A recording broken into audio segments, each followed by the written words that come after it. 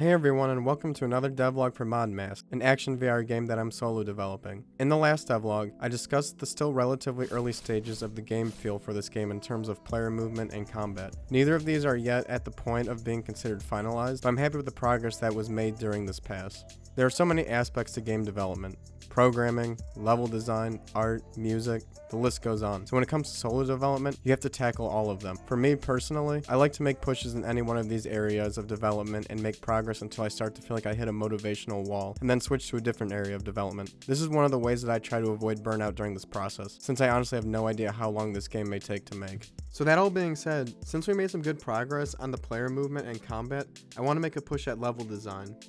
I want to work towards making a demo that's actually playable that can get into players' hands to get some real feedback. So that means we're going to need to have an actual game loop. As mentioned before, I want this to be a level-based game where each level consists of a mix of combat, platforming, puzzle solving, and climbing. Unlike the valley scene I made previously, which started as an experiment with the terrain tool, for this level, even before I started the initial work on the cave scene, I made my first attempt at some pre-production level design. This level design document is nothing fancy and my handwriting is awful, but it gets the job done. So I have this level broken up into 3 main sections. At the start of the level, there are 3 paths you can take. The left path leads you to a key item that is heavy and requires both hands to lift. The middle path seems like the obvious path forward, as that is how these creatures working in the mines transport materials and equipment in and out of the mines via the rails. However, there needs to be a part of this where the player cannot progress forward, and only the minecart can get through, which is located on the other side because that is where it was last left. Because our main character is so strong, he finds a way around this by finding some path to the side which is not meant for travel. But since we are strong and can jump high, we can platform our way across and flank around, defeat the bad guys in this area, and get access to the cart, which we can send back to the beginning to get the heavy item and transport it back. Something about this item is going to be needed to get through the next path to get around the next blocked wall, where it will be similar to the previous platforming section, but focusing more on rock climbing to get through the area. So with this we should have all the key areas covered: combat, platforming, puzzle solving, and climbing. I went back into our favorite asset forge and whipped up a little platforming section. I want this section to be mostly made of rocks so that it seems like they are in somewhat of a natural formation. No types of floating platforms or anything like that quite yet. The important thing here is that since this is intended to be the second level of the game and therefore the first real platforming section like this, I want to keep in mind that the player may not be used to the jumping mechanics yet. So I want to make sure that if they fall, they don't fall to their death. I want the player to be able to climb back to the start and try again without feeling too punished this early into the game. Well, I later had my brothers-in-law test out the completed design of this level that you will continue to see throughout this video, and neither of them were able to get past this platforming section. They do not own a VR headset, so I'm still unsure if this has to do with them not being too familiar with local motion movement, as it does take some time to get used to, but I feel like I will need to redesign this section. It may overall be too long of a hallway here, so missing a jump far down the line could be really frustrating for the player, as they will have to walk all the way back, and the scale in general just feels too big. I made these little rock formations at the beginning to climb back up, as using a ladder felt way too long for climbing and would become pretty tiring after a few failed attempts.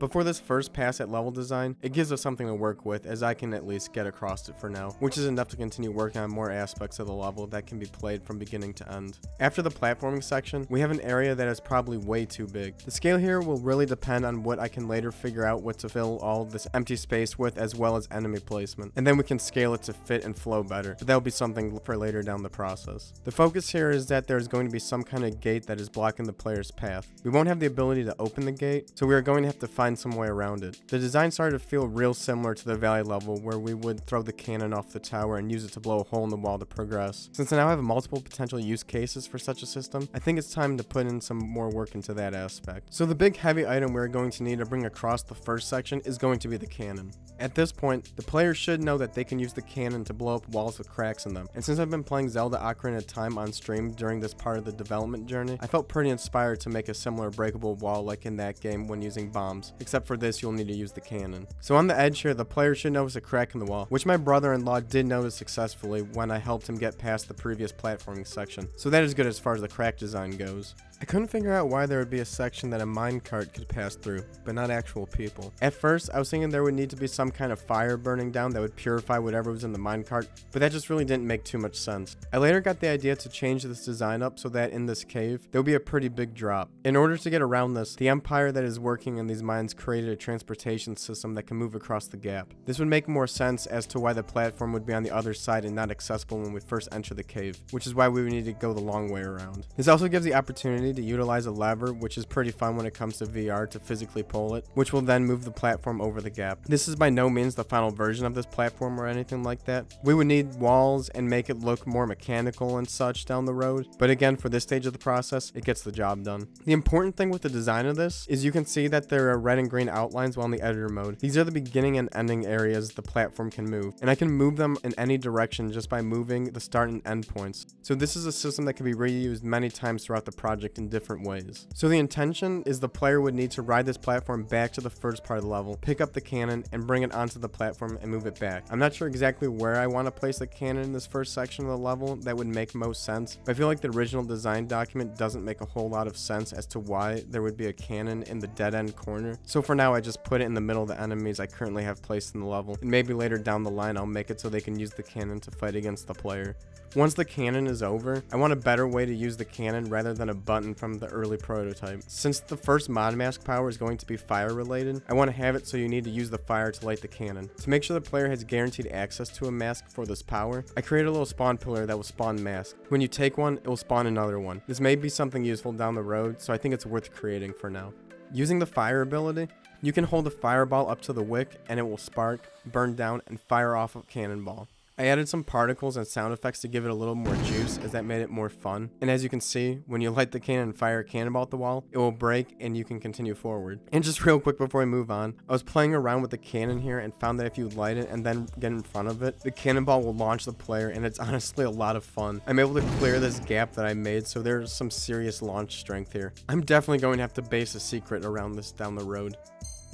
The breakable wall was made in Blender with a cube and the knife tool. I just cut up the cube to create a destroyed wall model that consists of several different pieces, and when the cannonball hits the wall, we swap out the undestroyed wall with the destroyed wall and apply some force to get it to fall apart. Once we get through the wall, the player finds that there are some rocks sticking out of the wall. This is where I began to experiment with climbing with this new framework. I'm going to have to revisit this, as the climbing mechanics right now do not feel that great when I applied them to these rock objects. I tried changing the colliders to help prevent hands from slipping, but I think there are some grip strength properties in the framework I'll need to take a closer look into to help improve this. If you climb one hand at a time, you tend to start to slip and fall. From playtesting, this proves to be rather frustrating, even for myself. I find I can climb better if I use two hands, but our character is supposed to be stronger than that. Also, these climbing sections feel a bit too long, so there is still a scaling issue as well. Once we sneak around through this secret tunnel, we would emerge through this high vantage point where I think I will fill this space with another combat scenario, giving the player a chance to scope out the area and decide how they would like to proceed. Now, to fully have a playable level with a beginning to end, we would need to have an end screen. So next I added a few more housekeeping items when it comes to making a game. I started with the main menu scene, which I am using the spaceship model I got from OpenGameArt, and that I put a little time coloring it in with materials. So now we can go and click start game and load into the cave level. I added the ability to pause the game, where you can either resume or quit back to the main menu. While I was in a UI kind of mode, I decided to add the smartwatch type of menu, where I think I'll include access to an objective list to help the player stay on track with what they need to do next. I'm not yet sure how far we will go with this yet,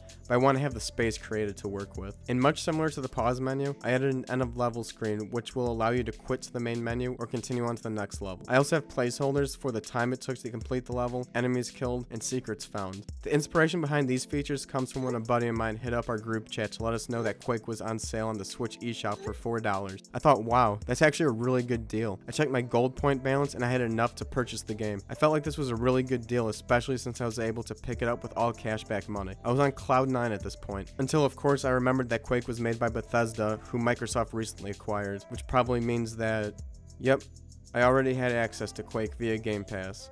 Feels real bad. I had no other option at this point other than making good use of the Switch version I needlessly purchased and spent a few nights playing it in bed. While playing it, I started to realize how level structure wise, this was actually pretty similar for what I'm trying to achieve with mod masks. And the end of level screen where it tracks time, enemies killed, and secrets found felt like it'd be a pretty good fit. That seems like a good place to stop for this devlog. If you enjoyed the video, make sure you leave a like to help support the channel. If you haven't hit subscribe yet, make sure to do that as well. I'll have links in the description for other places you can follow to stay up to date as well. Thanks, and see you next time.